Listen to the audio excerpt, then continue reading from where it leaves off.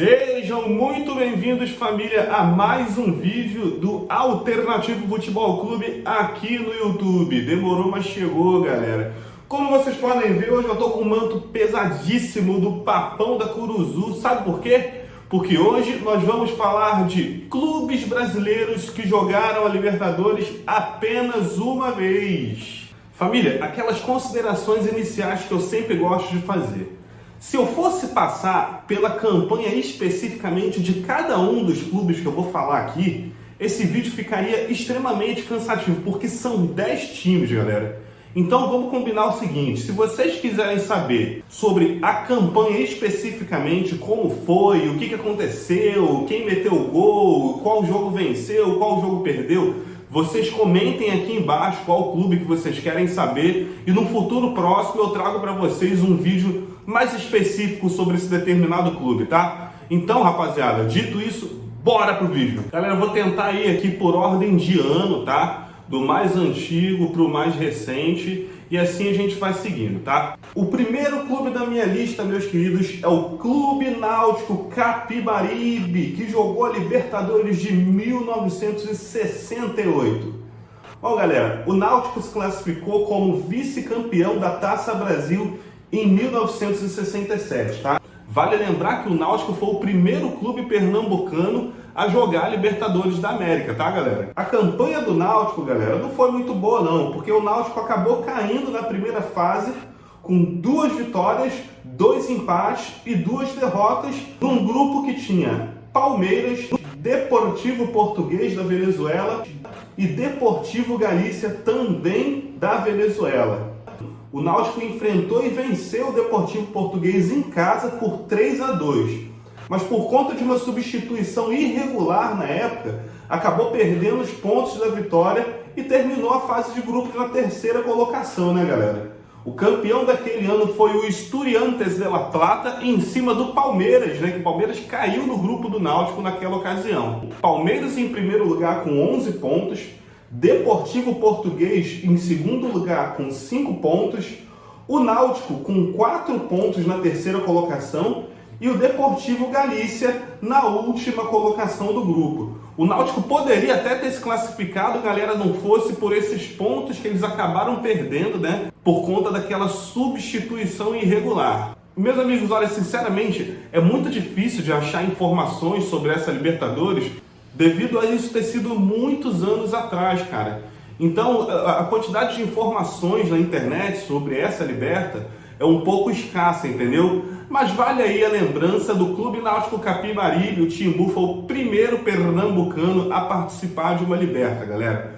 Vamos pro próximo.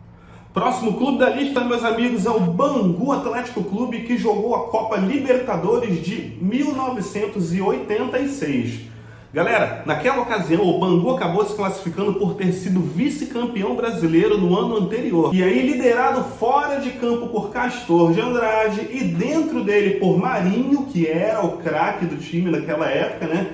O Bangu reencontrou na Libertadores um velho e conhecido algoz do ano anterior. Porque o Curitiba, que havia vencido o Campeonato Brasileiro de 85 em cima do próprio Bangu, fez parte de um grupo que também contava com Barcelona de Guayaquil e Deportivo Quito, ambos do Equador. E galera, a campanha do Bangu nessa Liberta não foi das melhores não, tá? O Bangu terminou a primeira fase, cara, com 2 empates e 4 derrotas na lanterna do grupo, tá? Os empates do Bangu foram em 1-1 com o Curitiba no Maracanã, e em 3-3 com o Deportivo Quito também no Maracanã, no que ficou marcado como o menor público da história do estádio. Um público de 148 pessoas numa noite chuvosa e fria de terça-feira, meus amigos. Olha, eu não sei como era naquela época, mas, pô, terça-feira à noite, galera, chovendo, com frio, dificilmente a galera iria comparecer nesse jogo. Vale lembrar também que o Bangu já estava eliminado, então dificilmente a torcida iria lá para ver alguma coisa, né? As derrotas do Bangu foram para o Barcelona de Guayaquil, em Guayaquil, por 1-0, né? Para o Deportivo Quito por 3-1 no Equador também. Para o Barcelona de Guayaquil novamente, né? Só que dessa vez no Maracanã. E para o Curitiba por 2-0 no Couto Pereira. O campeão daquela Libertadores, galera, foi o River Plate e o vice-campeão foi o América de Cali, galera. Os clubes colombianos naquela época faziam muito sucesso. O América de Cali não era exceção, entendeu? Só que existe uma certa nebulosidade assim no futebol colombiano. Para quem não sabe, né? Nos próximos vídeos eu pretendo trazer mais ou menos como era o futebol colombiano na década de 80 e a máfia que rolava lá. Então, meus queridos, está aí a lembrança. Vamos para o próximo. Próximo clube da lista, meus amigos, é o Criciúma, que jogou a Libertadores da América de 1992. Meus amigos, o Criciúma, naquela ocasião, acabou se classificando para a Liberta como campeão da Copa do Brasil do ano anterior, em 1991, tá? Aquele time era liderado por Luiz Felipe Scolari, nosso querido Felipão, que depois, em 2002, viria a ser campeão do mundo, comandando a seleção brasileira. E olha, vou te dizer, cara, que o Criciúma apareceu naquela Libertadores como um azarão, tá? Porque caiu num grupo que era relativamente complicado, cara, com times como São Paulo, San José da Bolívia e Bolívar também da Bolívia. Naquela época era muito comum os times se enfrentarem assim, dois de um país, dois do outro, né? Normalmente os grupos eram formados dessa forma. Vale lembrar também, galera, que aquele time do São Paulo era muito bem comandado pelo histórico técnico Tele Santana. E mesmo assim o Criciúma acabou a fase de grupos na primeira colocação, galera. Aquele grupo terminou com Criciúma na liderança com 9 pontos, São Paulo em segundo lugar com 8, o Bolívar da Bolívia ficou em terceiro com 6 e o San José na lanterna do grupo com 1 ponto somado. O Criciúma nessa campanha total teve 6 vitórias, 2 empates e 2 derrotas. Vale lembrar, galera, que o Tigrão eliminou o Sporting Cristal do Peru, né, que é um clube até muito tradicional na Libertadores, por 5-3 no placar agregado. Só que, infelizmente, acabou sendo eliminado pelo campeão São Paulo após perder por 1-0 no Morumbi e empatar no Heriberto Rilse por 1-1, né? O Tigrão tem que se orgulhar dessa Libertadores, tá? Até por ter terminado a fase de grupos em primeiro e foi eliminado, cara, para o campeão, foi eliminado pelo melhor time. Então valeu muito a lembrança do Tigrão na Liberta aí. Eu espero dos próximos anos poder ver, né, novamente o Criciúma na Libertadores. É um clube muito simpático, uma torcida muito apaixonada. E é isso, galera, valeu a lembrança, vamos pro próximo. Próximo clube da lista, meus amigos, é o Juventude, que jogou a Copa Libertadores da América de 2000. E, meus amigos, lembrar do Juventude e da Libertadores de 2000 é relembrar um velho trauma para todo botafoguense. Eu não tenho aqui a menor intenção de esconder de vocês o meu time do coração, cara. E tá aqui, ó. Eu sou botafoguense, tá? Eu acho que a gente tem que ter muita personalidade e profissionalismo para dizer o nosso time e ainda assim chegar aqui e conseguir fazer uma análise imparcial, tá? Então, galera, o Juventude acabou ingressando na Libertadores de 2000 por ter sido campeão da Copa do Brasil em cima do Botafogo em 1999. Aquela Libertadores de 2000, galera, trouxe uma pequena mudança em seu regulamento, tá? Porque pela primeira vez o campeão da edição anterior não ingressou direto nas oitavas de final, como era antes, né? Diante disso, o Palmeiras, que tinha vencido, né, na edição anterior e viria a ser vice, né, em 2000, teve que disputar a fase de grupos, caindo assim no grupo do Juventude, né, galera? Que também contava com El Nacional do Equador e também o The Strongest da Bolívia, galera. O Juventude não foi bem nessa Libertadores, né, galera? O grupo do Juventude terminou com o Palmeiras na primeira colocação, com 10 pontos, El Nacional do Equador na segunda colocação, também com 10 pontos, o Juventude em terceiro com 7 pontos e o The Strongest na lanterna também com 7 pontos. O Juventude vem bem, eliminou o Internacional aí na última semana. E, cara, quem sabe, né, no futuro próximo a gente não tem a oportunidade de ver novamente Juventude jogando uma competição internacional. Dito isso, bora pro próximo. E atenção, meus amigos bicolores, chegou a hora porque agora eu vou falar do Paysandu, que jogou a Libertadores de 2003, galera. Rapaziada, o Paysandu acabou se classificando para a Liberta porque ganhou a Copa dos Campeões de 2002 em cima do Cruzeiro, tá? E, meus amigos, vou te falar, cara, o Papão da Curuzu, naquela Libertadores, caiu num grupo recheado de times muito tradicionais no continente sul-americano, tá? Tendo se classificado na primeira colocação, deixando para trás times como Cerro Porteño do Paraguai, Sporting Cristal do Peru e a Universidade Católica do Chile. Nas oitavas de final, cara, o Paysandu conseguiu uma histórica vitória diante do poderoso Boca Juniors em plena La Bombonera por 1-0 com gol do Yarley, tá? O Yarley viria a ser contratado pelo Boca Juniors depois disso. Vale lembrar também, galera, que até então só o Santos de Pelé que havia conseguido vencer o Boca lá dentro. A campanha geral do Paysandu, galera, terminou com 5 vitórias, 2 empates e apenas uma derrota, tá? O Papão foi eliminado nas oitavas de final pelo próprio Boca Juniors, mesmo depois de vencer na La Bombonera por 1-0, o Papão acabou perdendo em casa por 4-2. O Boca naquela edição viria a se sagrar campeão, derrotando o bom time do Santos na época, galera. E olha, eu vou te falar, cara, que assim, essa Libertadores é muito especial, principalmente para o torcedor do Paysandu. Porque, cara, era muito difícil. O grupo que o Paysandu caiu era realmente muito difícil, com times muito tradicionais, como eu já falei antes.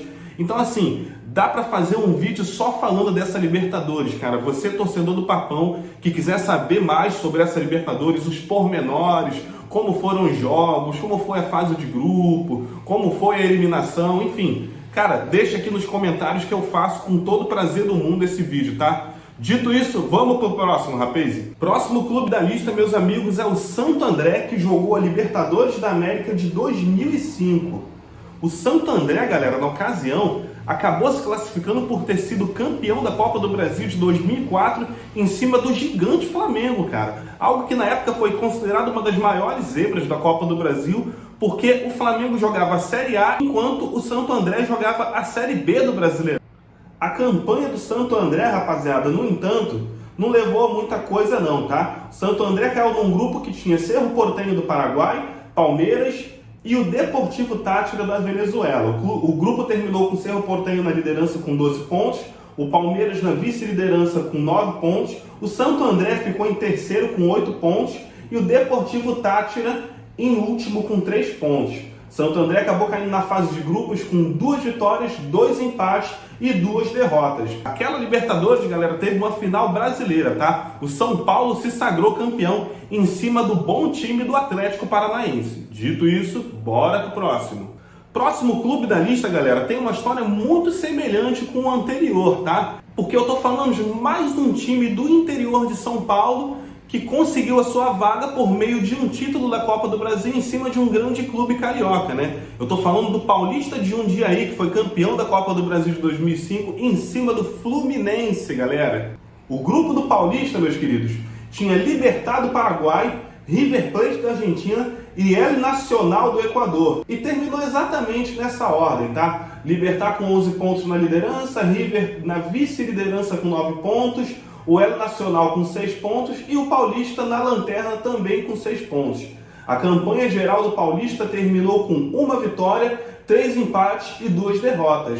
Uma vitória, galera, só que essa vitória não é uma vitória qualquer não, tá? Essa vitória foi em cima do gigante e poderoso River Plate, cara. Um feito que até hoje os torcedores do Paulista se orgulham muito, cara, e é para se orgulhar, cara. Sinceramente, dadas as circunstâncias, né, o time que o Paulista tinha na época, né, o grupo que o Paulista caiu, eu até acho que eles tiveram uma campanha muito digna nessa Libertadores. Dito isso, bora pro próximo. Próximo clube da lista, meus amigos, é o Goiás Esporte Clube, que também jogou a Libertadores de 2006. Olha aqui o manto aqui, ó o manto esmeraldino aqui. O Goiás, ele se classificou, cara, devido a uma incrível campanha no Campeonato Brasileiro, onde eles terminaram na 3ª colocação de 2005, né? Antes de entrar na fase de grupos, galera, o Goiás precisou passar por um mata-mata, enfrentando o Deportivo Cuenca do Equador, tá? O clube esmeraldino venceu por 4-1 no agregado e caiu em um grupo com clubes que, além de muito tradicionais, cara, já eram figurinhas carimbadas na Libertadores, né? Sendo eles Newell's Old Boys da Argentina, União Espanhola do Chile e o The Strongest da Bolívia, galera. Mesmo assim, com uma campanha muito sólida, o Goiás acabou se classificando para as oitavas de final na primeira colocação de um grupo que terminou assim: Goiás em primeiro com 11 pontos, Newell's Old Boys com 8 pontos na segunda colocação, União Espanhola, que também fez 8 pontos na terceira colocação, e o The Strongest da Bolívia com 6 pontos na lanterna. A campanha geral do Goiás, galera, acabou com 4 vitórias, 2 empates e 2 derrotas. O Goiás, infelizmente, galera, caiu nas oitavas de final, perdendo para o gigante Estudiantes de La Plata, que venceu o Goiás na Argentina por 2-0, né? E perdeu por 3-1 no Serra Dourada. Apesar do Goiás ter igualado a diferença de gols, o clube argentino acabou marcando um gol na partida de volta, né? E avançou pelo critério do gol fora de casa, algo que naquela época era levado em conta, né, galera? Hoje em dia já não tem mais isso. No geral, galera, o Goiás era um clube que vinha numa crescente naquela época, sabe? E conquistou uma vaga muito digna para a Libertadores, fez um baita campeonato brasileiro, mereceu muito, fez uma baita fase de grupos, passou por uma eliminatória ali. Então, sinceramente, você, torcedor esmeraldino, precisa ser orgulhado daquele time, viu? Dito isso, bora pro próximo. Próximo clube da lista, meus amigos, é o Paraná Clube, que jogou a Libertadores de 2007. O Paraná Clube que vem aí de um acesso da Série B do Campeonato Paranaense para a Série A, né? Isso reflete mais ou menos a realidade do clube hoje em dia. Mas enfim, para você, torcedor paranista, vamos falar de uma época que vocês foram até felizes, viu? O Paraná Clube, galera, conquistou a sua vaga na Libertadores após uma histórica campanha no Campeonato Brasileiro de 2006, tá? Nesse ano em especial, o Inter de Porto Alegre havia se sagrado campeão da Libertadores e do Mundial, além de terminar na segunda colocação do Brasileirão, né? Isso abriu uma vaga a mais para a Libertadores de 2007. Como o Paraná Clube terminou o campeonato na quinta colocação, acabou se classificando para a fase eliminatória da Libertadores, onde venceu o Cobreloa do Chile pelo placar agregado de 3-1. Na fase de grupos, galera, o Paraná encontrou outro rival brasileiro, tá? O Flamengo, que acabou se classificando em primeiro lugar do grupo, e os modestos Real Potosí e União de Maracaibo, da Venezuela. O grupo do Paraná terminou com Flamengo líder do grupo com 16 pontos, Paraná na vice-liderança com 9 pontos, o Real Potosí com 6 pontos e o União Maracaibo com 2 pontos na lanterna. A equipe paranista, galera, acabou se classificando em segundo, mas caiu nas oitavas de final da competição, perdendo para o Libertad do Paraguai por 3-1 no placar agregado. Meus queridos, eu tenho muita simpatia pelo Paraná Clube, cara, e eu de verdade espero ver o Paraná figurar nas divisões superiores aí nos próximos anos, né, cara? Já faz algum tempo que o Paraná vem em baixa, sabe?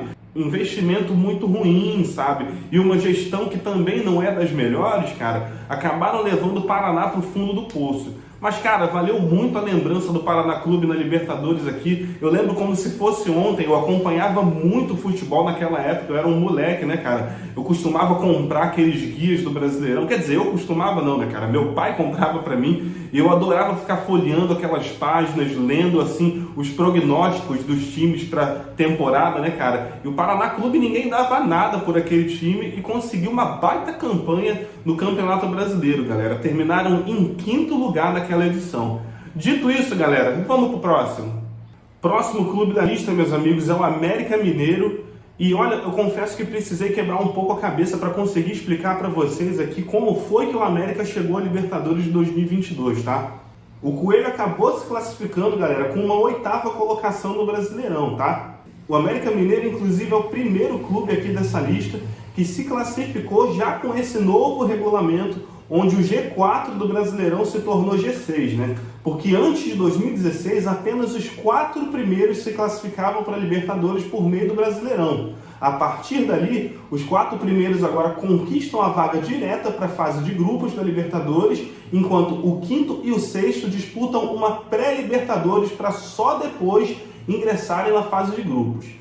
Entretanto, galera, em 2021, os clubes brasileiros acabaram ficando com todos os títulos do continente, porque o Atlético Paranaense acabou se sagrando campeão da Sul-Americana e o Palmeiras se sagrou campeão da Libertadores, além de ter terminado o Brasileirão no G4 da competição, né? Isso fez com que o América Mineiro conquistasse a sua vaga com uma modesta 8ª colocação no Campeonato Brasileiro. Na pré-Libertadores, o Coelho passou por Guarani do Paraguai e depois pelo Barcelona de Guayaquil do Equador, ambos de forma muito sofrida nos pênaltis, tá, galera? E na fase de grupos, galera, o Coelho acabou ficando com a lanterna do grupo, que terminou assim: América Mineiro em primeiro com 11 pontos, Deportes Tolima em segundo também com 11 pontos, Independente Del Valle vinha na terceira colocação com 8 pontos e o Coelho na lanterna com 2 pontos.